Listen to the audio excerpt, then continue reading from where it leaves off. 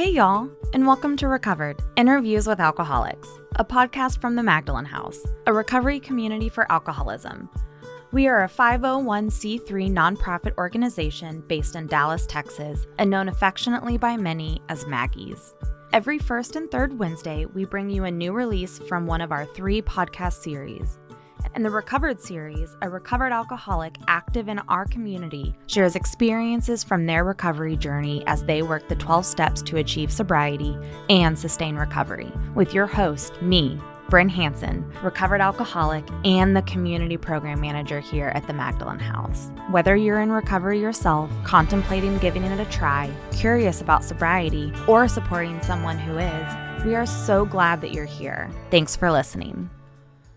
Hey y'all, welcome to Recovered, Interviews with Alcoholics. I'm Brehn Hanson, I'm your host. I'm also a grateful recovered alcoholic. And today we get to talk to Cathy Ives, our resident DJ, our tech super queen, Miss Sunshine. I feel like I've had the privilege and blessing of watching her from start to now. And so I'm really excited to get into this interview. So Cathy, would you please introduce yourself? Hi, I'm Cathy. I'm an alcoholic. Hey, Cathy. I'm excited too.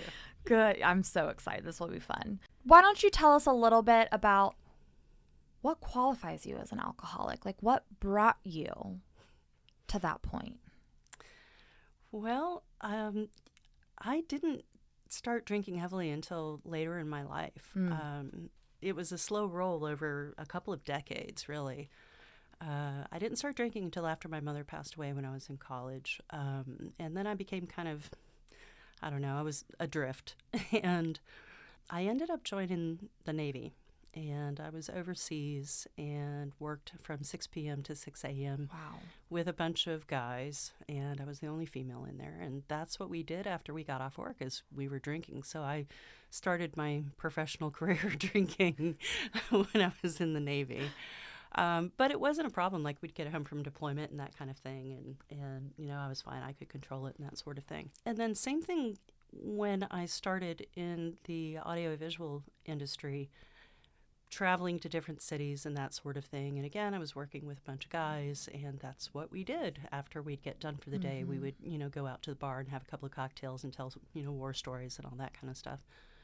And it came from a place where it started to become problematic is that I've always been very insecure, and especially working with a bunch of guys, and I guess imposter syndrome is what they're calling it these days, but really wanting to prove myself and be one of the guys and that kind of thing. So I would hang out with them, and we'd stay up all night drinking and that kind of thing.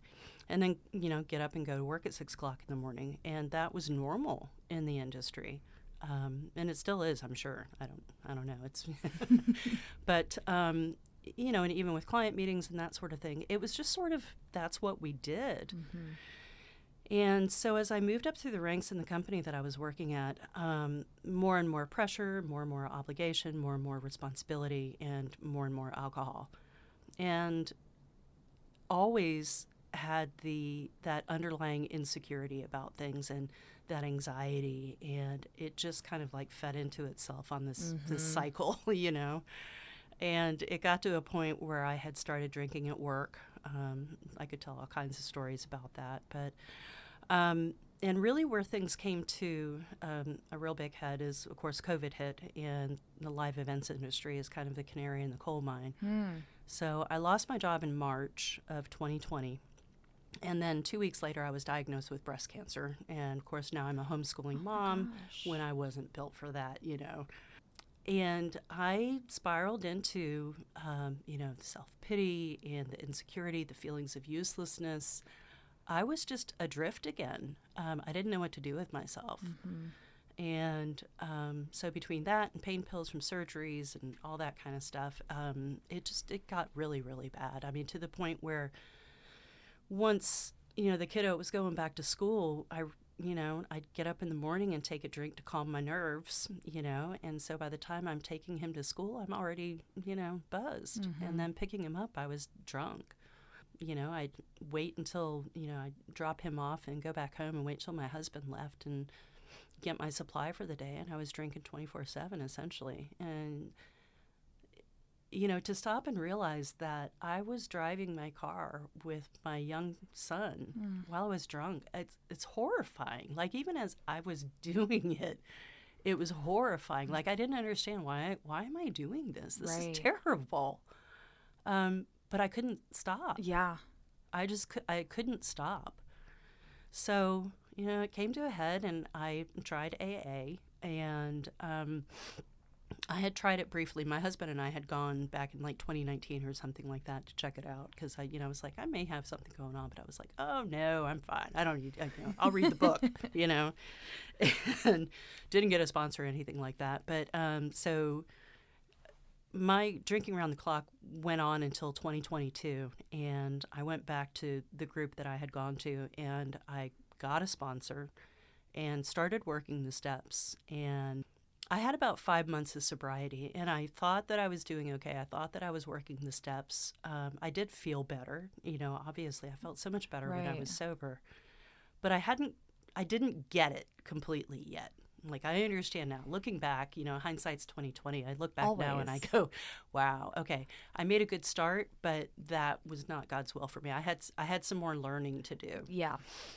And my husband was still drinking at the time, and some other outside influences and that kind of thing. So, he came, I was about 5 months sober, and he came home one night and was drunk, and he was complaining about this, that, and the other, and just, like super negative. And I, instead of stopping and pausing and calling my sponsor, I just lost it, and I called him a hypocrite, and I got really upset, and I was like, I got to get out of here. And I went for a drive.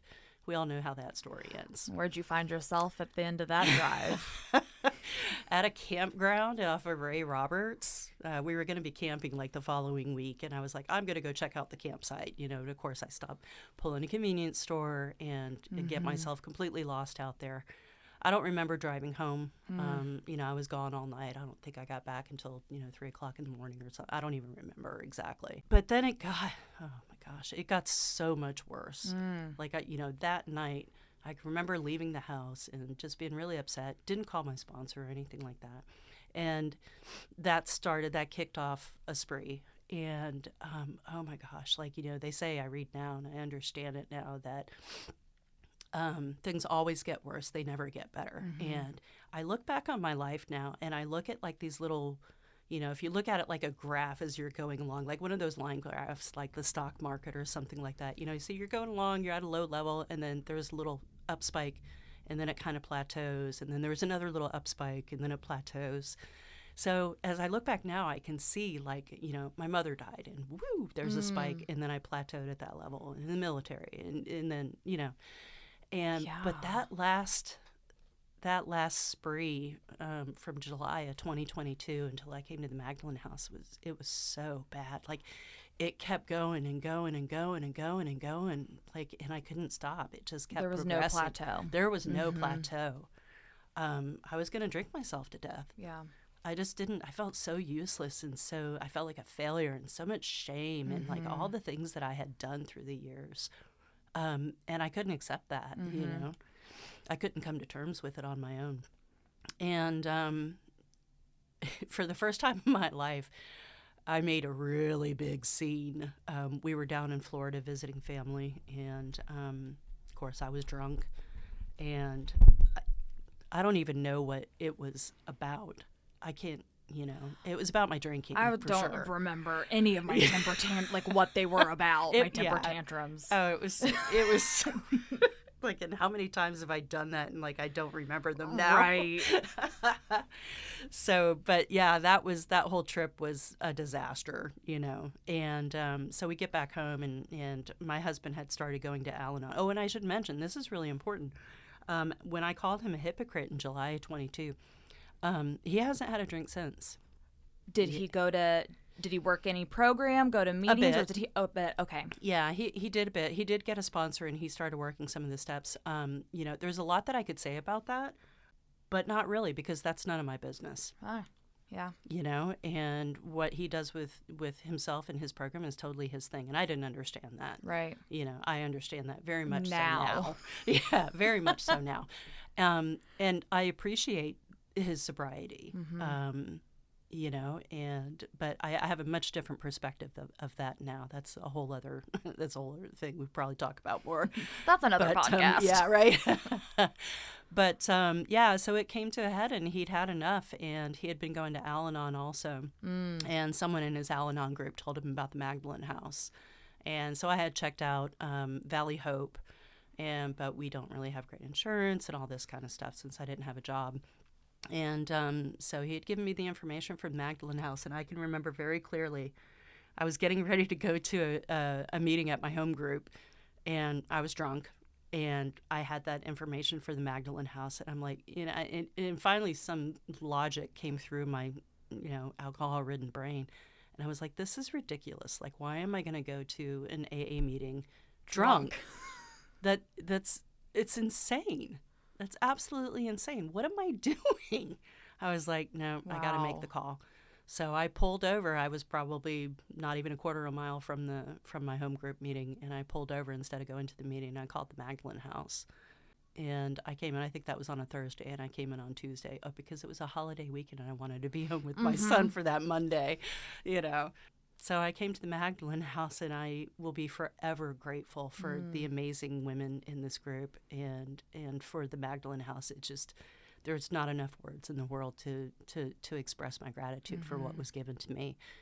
And the only way that we can really repay it is by paying it forward. Well, which is why I'm up here as much as I possibly can be. And you do that very well. Like, we are so grateful for you too. Yeah, it's a blessing and an honor to be able to come back and give back. Yeah. So it makes all the difference, and it helps keep me sober. Yeah, purpose. Yeah.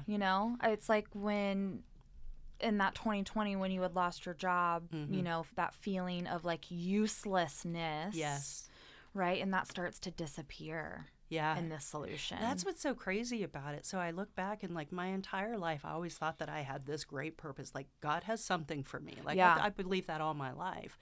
But then throughout my career, like I always thought that was my purpose. I was always so career driven and based my worth, my self-worth and my purpose on my job, my career. And to get to the point in recovery to understand that that's not my purpose, to understand that, that me being an alcoholic is the greatest gift that I could have ever been given, because that I've learned so much from that. And by what I've learned in my experiences, that I can help someone else. And that's always been my greatest joy, is helping other people. But to have the tools now to be able to help someone else in such a meaningful way is a huge, huge blessing. So it doesn't matter now what my job is. Right. It doesn't matter. I love that.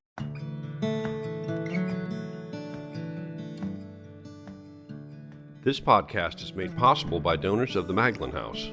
All donations help us provide programs and services to alcoholics and their families at absolutely no cost. If you'd like to donate, text Maggie's to 44321 or visit magdalenhouse.org/donate.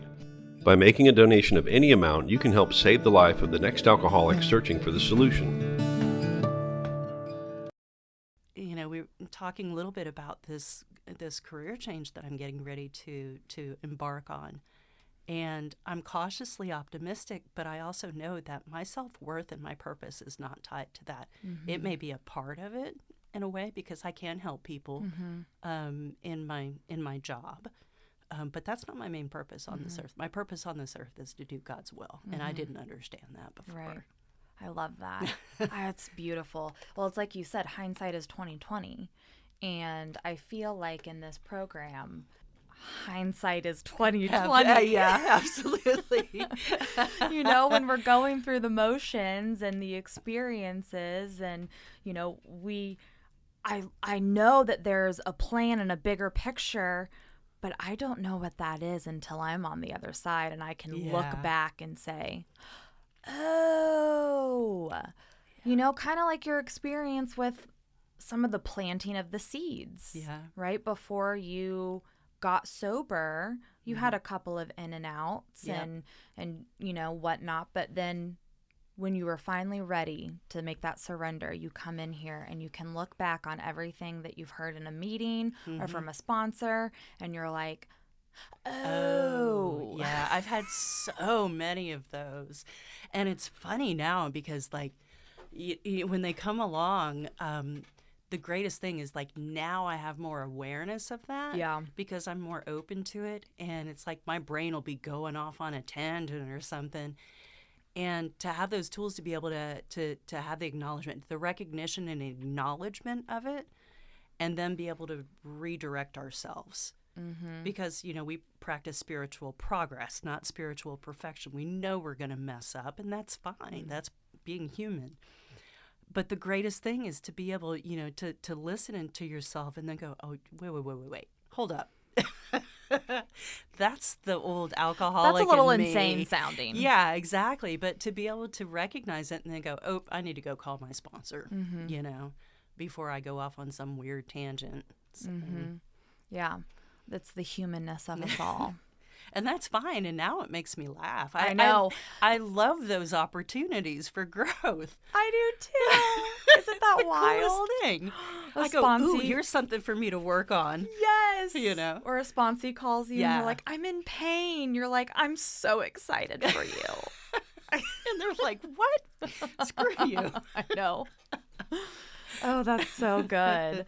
I'm so excited for you. And I just love that you've been having these experiences, and like to be on the sidelines of that is just really cool. It's like, it really is what the book says. It's not an experience, or it's an experience you must not miss. Yep, absolutely. To watch it happen for you and then be able to watch it happen for others and to be a part of that. And it's just...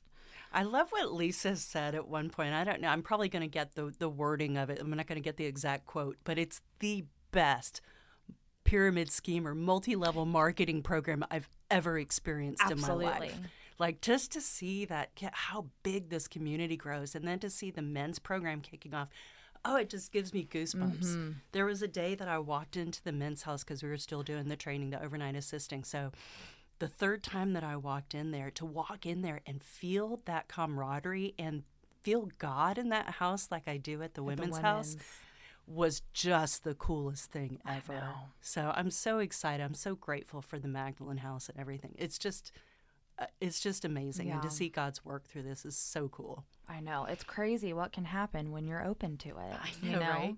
Well, and I had a real big problem with the whole God thing. Yeah? I really did, yeah. Like, because I grew up with very particular, religious ideals from my family and that kind of thing. And I just didn't buy that. And I had started exploring some other things. And I was really interested in Buddhism and meditation and that kind of thing.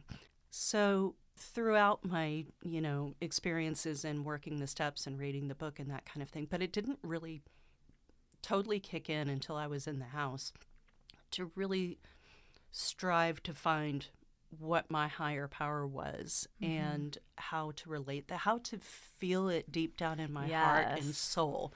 Like, you can know something in your brain, but it doesn't connect to your heart and your soul. Oh my gosh, absolutely. So that's that hindsight, looking back to when I worked the steps in 2022, like, my brain understood it to a certain extent. I learned so much more in the Magdalen House, though. Just amazing the way it was explained. But to really finally be able to make that connection deep down in my heart and soul was absolutely the key. And the only way that I got to that point was what I was missing the first time, and that was complete surrender. Right. I did not understand what that meant, and now it is everything to me. Yeah. Lest I ever forget. So, I lose track of how many times a day I say that third step prayer. Because that's what it's about for me. Whenever I try to take control back and understand that I have no control, I do my part. I do the work that I know God has in store for me. But it's all about God's will and not mine. Yeah. And that complete surrender and that complete understanding is what helped me truly get sober. Absolutely. I think the complete surrender, it's like, if you've been in the program before, or if you've worked the steps before and you're like, well, I had like a step 2 problem. And it's like, well, okay, maybe you struggled with step 2, but it's really a step 1 problem. Right. Yeah. Because you weren't fully ready to surrender. Right. Yeah. And, I thought that, when that relapse happened in July, I thought, oh, well, I can go out and have a couple of drinks and I'm it'll fine be now. fine. Yeah. No. Yeah. Doesn't work like that. My tolerance isn't as high now. I'll be fine. Mm-hmm. Yeah, that's what I thought. It was definitely eye-opening, to say the least. Yeah. And So so you're a mom of 1, right? A son. right. Okay. How old was he in 2020 when this first kind of really kicked off? So he would have just turned 9. Wow. Okay. Yeah.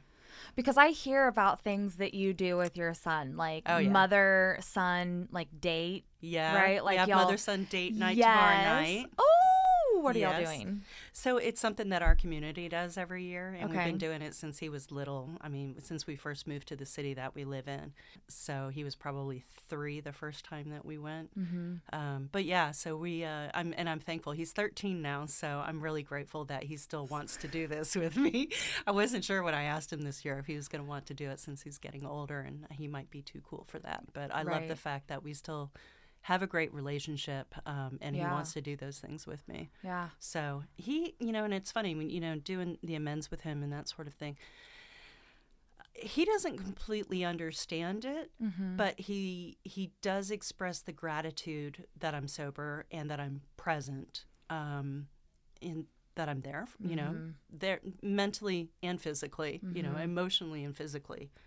I mean, we've always had a great relationship, but every day it's healthier. I know it's a healthier relationship because I'm healthier, and I'm not having alcoholic thinking and actions, and I'm not driving and drunk in the car with him in the backseat. Yeah. But in terms of him understanding or recognizing that I was an alcoholic, I don't think he completely understands that. And that's okay, because part of what I do now is living amends every day, to make sure that I'm the best that I can be. And that's what I'm doing air quotes, living amends are, right? Yeah. It is an amends. Yeah. And it's our showing up different in our actions every single day. Yeah, absolutely. Yeah. Yeah. And that's, whenever something, I always have to think about like the tone and like how I want to say something. It's like, I can't remember who said it, but does this need to be said, and does it need to be said by me? Oh, that's a good one. And I have to think about that, and there are certain things, like I even hesitate with like the mom stuff. I go, do I really need to say this? And I have to check myself to make sure that my tone is appropriate, that my motivations are appropriate, so I say a prayer about it beforehand. Really? So, Wow. so things like, I had to talk with him yesterday morning about some missing work before the end of, the grading period before spring break. And he's a very sensitive kid. So it still comes off more harsh than I'd like, but he's very sensitive about it. One and the same little man. So, but I know it has to be said, and I do have to say it. So I try to be really careful about how I say things. And I still fail sometimes, and then I go back to him. I'm like, hey, buddy, I'm sorry. I could have said this in a different way. Let's talk about it, Are you or someone you know struggling with the inability to stop drinking? At the Magdalen House, we believe that individuals with alcoholism deserve a place to recover with dignity. In our 2-week residential program, clients will be introduced to what alcoholism is and be presented with a solution, all in a loving and supportive environment. Our programs are absolutely no cost, and because we accept no government money, we can accept men and women from all over the world. If you want to stop drinking and cannot, call 214-324-9261 to do a phone screening.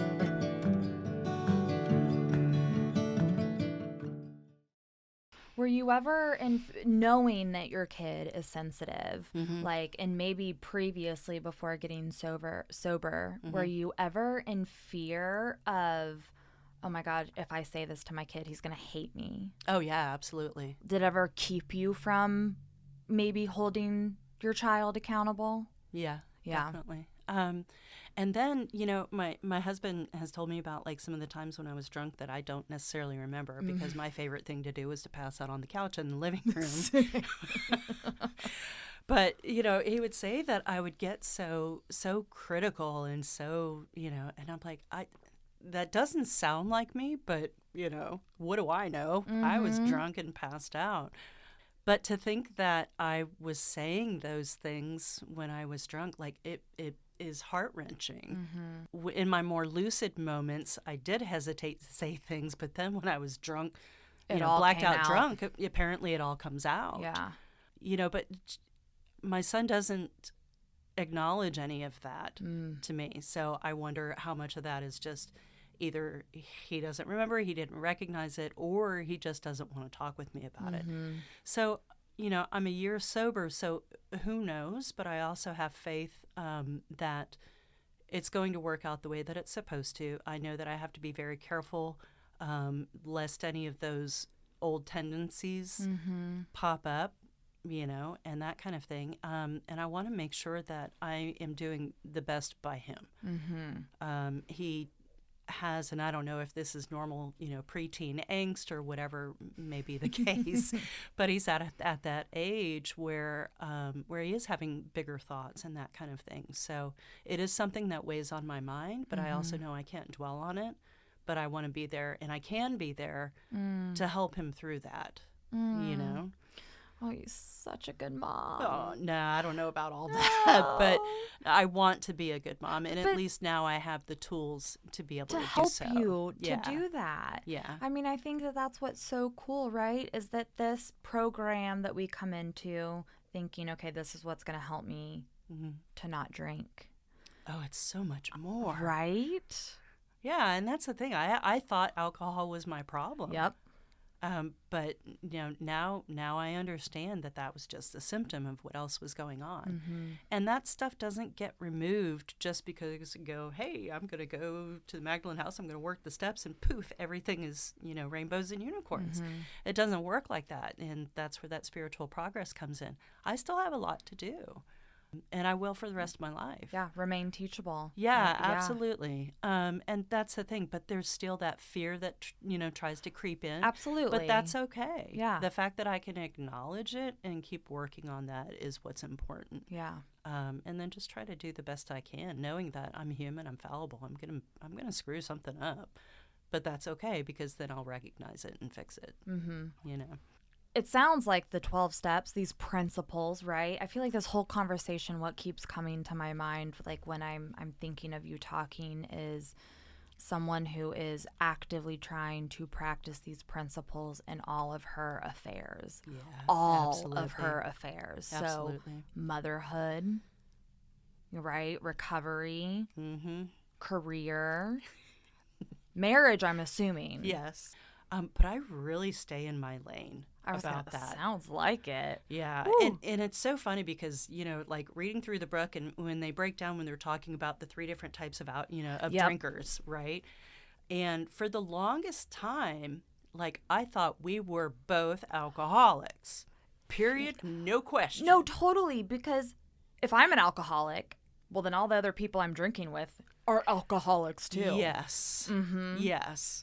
So, but now I know that's not for me to decide that or have any sort of opinion on that. It's none of my business. Yeah. And not that it's none of my business, but that I have to stay in my lane. I have to work on myself, and that's all that I can do. I control how I respond to things. I control whether I respond or whether I react. Oh, yeah. And that should be not dependent on anyone else's attitudes, actions, or whatever. If I want to stay sober and I want to keep my serenity, I control how I think and respond and react. Right. So with the goal being that I pause and respond rather than the old me, which just reacted with whatever is going to come out of my mouth. Absolutely. Therein lies the absolute and total freedom, because regardless of what this other person is or isn't doing, that shouldn't affect my sobriety. It's not affecting my sobriety, my serenity, my peace, my joy. I'm over here in my lane. Doing my thing. Yeah, that's so true. Yeah. So, and that's something that, it's not perfect. I struggle with that at times, especially when it came to career with the brief job that I had. I was having a really hard time differentiating those. And I determined that it wasn't necessarily just me. It was situational. And that no amount of me controlling my responses and my reactions, I was not going to be able to be successful in keeping my sobriety in that kind of environment. So I had to walk away. Yeah. And that's huge, because being able to recognize that and being able to know that this is not a good situation for me, and having the courage to stay true to myself, Cathy, you and took walk the words away. out of my mouth. Yeah. I was going to, that is courageous, right? Because we pray, right? We're talking to God and we're like, okay, give me direction. And then God's like, leave that job. Yeah. No, I don't want to. Yeah. Give me another one. Yeah. And so it is courageous to really be aware of where you're being guided. Yeah. And to take that direction. And to have the patience to wait for the next right thing. Oh, yes. So, and there's a couple of things I want to say about that. The one thing that really, really helped me, going back to talking about the relationship with my husband. By the way, we're coming up on our 30th anniversary in September. So I should note that, because that's important. And I am so grateful that he has stayed with me throughout all of my shenanigans. I use a PG word. That was a good one. Through my shenanigans. And what he said to me when I quit, and obviously we knew that this was coming because I was there for like 4.5 months, and I knew within 2 weeks that this is a problematic environment. But what he said to me when I finally quit, he says, "I'm proud of you for staying true to yourself." And that speaks volumes to me about this amazing man and his support and his encouragement throughout this process after my shenanigans, you know, and it just, I am so grateful for him and his support and his understanding throughout all of this, but then also recognizing that it took a lot for me to do that, to walk away. Absolutely. And for him to be there and support me is just incredible. So, and then going back to the patience, like, it's been difficult since I left, you know, it was the holidays and New Year and all that kind of thing. But I give it up to God, you know. It's not like I'm going to sit back and wait for somebody to hand Just me fall a in job. Yep, exactly. You know, it doesn't work like that. We have to do our part, but I also pray and trust in God's will for me that the right thing is going to come along. It's going to work out. And that's exactly what happened. It's weird the way that it all happened, but I can look at that and smile and know that, okay, even if this doesn't work out long term, this is my next right thing to do. This is the path right now. This is the path. Yeah. And to have complete faith in that. Right. And that's almost what the experience feels like when my hands are not in the pot. You know, it's like, oh, this kind of happened so naturally. What? Right. Yeah. Well, so, okay, in this next job, you're re-entering the tech world. Yes. Which you had previously said it was male dominant. Yeah. And it still will be. And it still will be. Yeah. And so I just find it fascinating because I also myself was just an insecure being. Yeah. And I know what this program can do with those kind of character defects. So walking into this male-dominated career again, how do you think it will feel different or look different?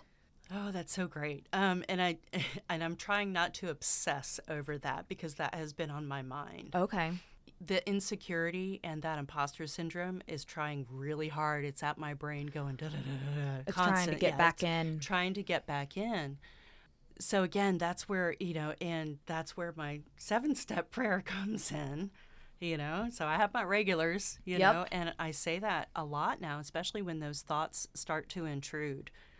It's not like I'm just starting out with something I have zero experience in or zero skill. I know that I'm able to do this. You are. I know that I'm able to do this. I know at heart that I am a great leader.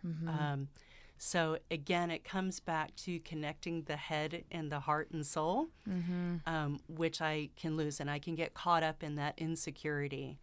So that character defect has not been removed entirely. But I also think that it shouldn't be because it serves a purpose. it keeps me humble. So it's always about finding that balance, yeah. right?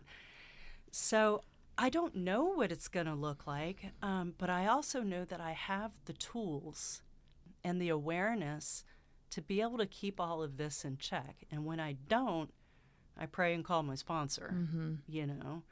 But yeah, I mean, I feel those things coming, you know, they're trying real hard to bang down that door right now. Right.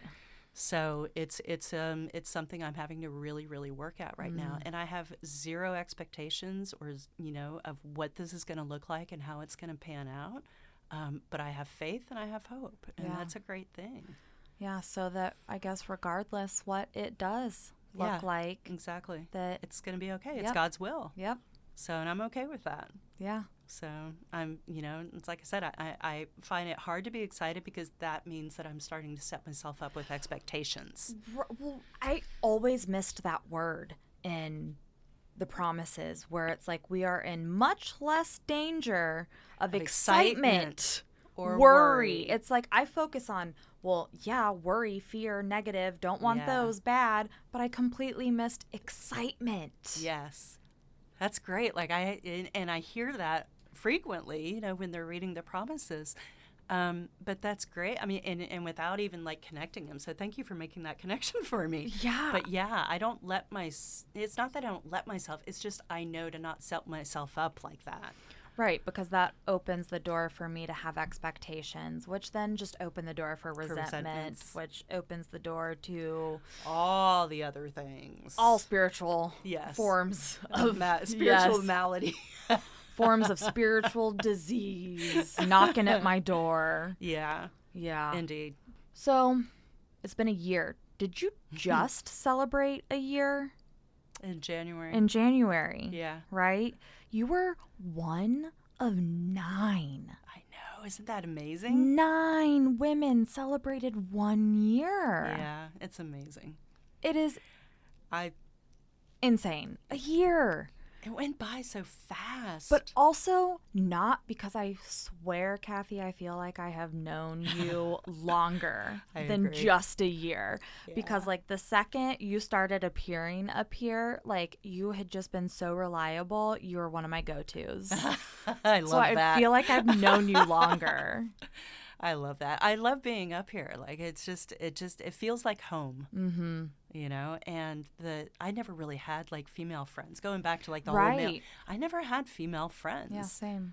And there's just nothing like coming back here and being involved and staying connected and helping out. And I like doing it in all the different ways, whether it's sponsoring or whether it's, you know, overnighting, which, you know, there's nothing like that in the world, to building slideshows.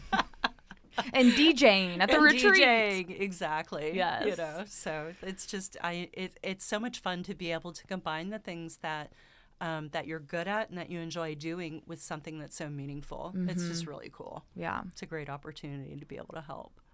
I'm just so glad that you are here to do so. Me too.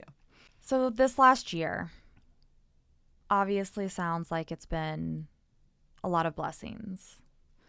Is there anything this past year, and I think we might have touched on it a little bit, is there anything in this past year that maybe you struggled with? Yeah, it's still the insecurity and the feelings of uselessness. Okay. So even though I'm like volunteering, like that helps a lot, right? It helps a lot to build up confidence and build up your courage and all those sorts of things. The esteemable acts. Yeah, absolutely. So I still struggle with that insecurity. Having a job, you know, helps with the feeling useful and that sort of thing.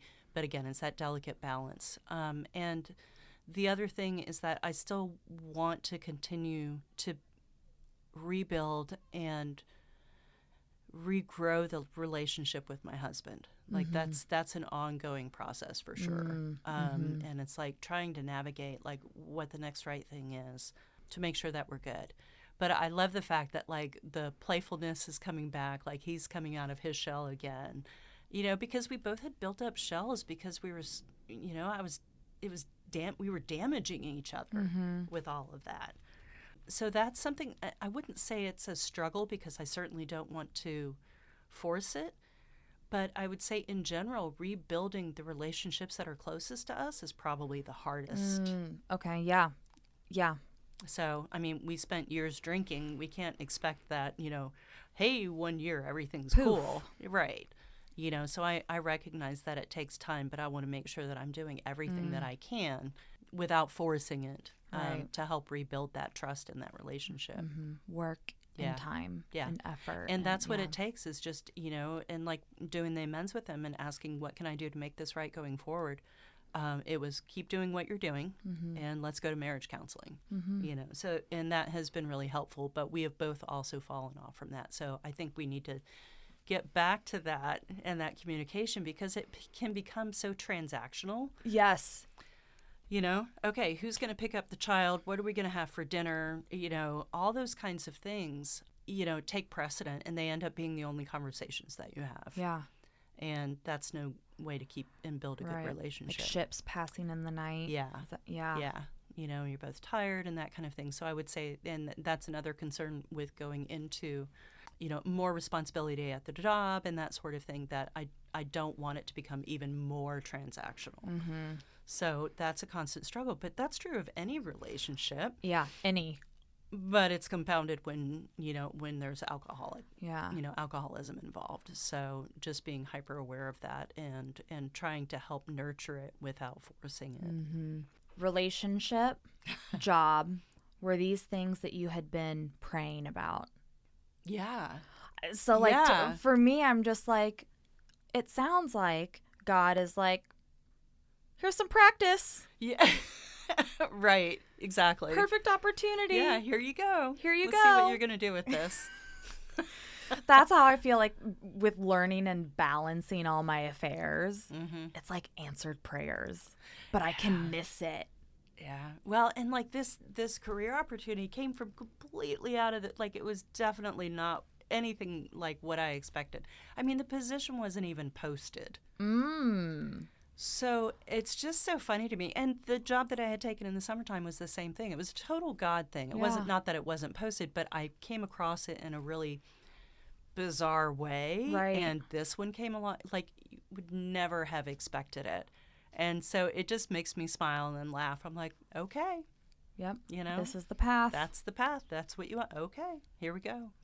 So it's, and I know that it's going to be an adjustment to make sure that I stay strong in my program and that I continue to do the work I need to do, that I'm, carrying the message and being of service. So finding ways now to shift that. I'm not stressing about it now, but I know that there is an adjustment that needs to happen. So we'll see what that looks like. Yeah. Faith over fear. Yeah, definitely. Yeah. And that's definitely true. And like, I definitely live by that. I don't have a lot of fear per se. I don't have fear anymore. Well, I think insecurity is a form of it, I suppose. Yeah. I mean, you have one or the other. Yeah. I can have faith in faith, or I can put my faith in my fear. Yeah, that's a great point. And fear is uncomfortable. Oh, yeah. So I'm going to rather practice putting my faith in my faith. It's definitely more comfortable to have the faith. It is the easier, softer way. Isn't that funny? It's so ironic. I know. We're like, no. There's got to be a shortcut. I'm going to take the hard road. Like, okay. We'll eventually learn. We'll get there. Oh, Cathy, thank you so much for coming and talking. Oh, thank you for the opportunity. Absolutely. It's a great honor. And I love finding new ways to do whatever I can. And hopefully our fun conversation will help someone else. I don't know how, but it absolutely will. It always does. Yeah, I love listening to them as well. But I don't think I'll listen to this one. You will. Your husband will, or your kid will. Gosh. And then, it'll be good. Well, no, I absolutely appreciate the opportunity. No, of course. I had been so excited to get you on. Again, you're like one of my go-tos. Yay. I like being a go-to Podcast. for you, Brehn. That's amazing. Podcast Cathy. Meeting chair Cathy. Maggie's Women's Group, Cathy. Keep calling me. I will always say yes unless I absolutely can. Right. No, I appreciate you so much. I appreciate you too, and I love you. I love you. Now, before we close, one thing that you would want out of this whole entire episode for somebody out there who is wanting to get sober, struggling to get sober, struggling in sobriety, what would you want to say? I would want to say that you don't have to know who, what, or whatever your higher power is. You just have to be willing to explore that, and you have to be willing to try it, because the way that we were going was obviously not working. So having that willingness to explore it, even though you don't know what it is and don't know how to define it, but being willing to grow towards that, and then surrender to that concept completely, to have faith, to truly have faith. And yeah, it can be a little bit scary, but be willing to give it a try. Willing to try something different. Yeah. I mean, because I tried and it wasn't working. I could not do it on my own. Right. And I didn't know what God was to me. But being willing to explore it, being willing to open myself up emotionally and spiritually, and then understanding to live my higher power's will. Even though I don't know what that is, listening for it and looking for it in my daily life, being open to it and just listening. And it comes from the most unexpected places. Right. And I may not recognize it when it happens sometimes, but more and more in the growth, I see it, I feel it. And if I wasn't willing to explore the idea of a higher power, I wouldn't be there. I wouldn't be able to hear it. I wouldn't be able to listen for it. So that's probably too complicated of an answer. No.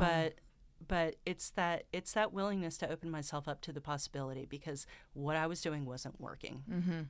So what do I have to lose by going down that path? And then finding a whole world of possibility and a whole world of freedom that I had no idea existed. Right. And I'm grateful to be an alcoholic, because if I weren't, I wouldn't have found this. I wouldn't be able to have these experiences, and I wouldn't have had this understanding and this growth every single day. Thank you so much, Cathy. Thank you, Brehn. Of course, of course. Well, I hope that y'all enjoyed this episode as much as I loved sitting here talking with her. I hope y'all have a good rest of the week, and we'll catch you on the next episode of Recovered. This has been Recovered, Interviews with Alcoholics, hosted by Brehn Hanson and brought to you by the Magdalen House. I'm Kelsey Amos, host of our Recover Ed podcast series. We hope you've enjoyed this podcast. Tune in every first and third Wednesday for a new release from one of our 3 podcast series. To learn more about the Magdalen House and the services we offer, visit magdalenhouse.org or follow us on your favorite social media channels by searching for the Magdalen House.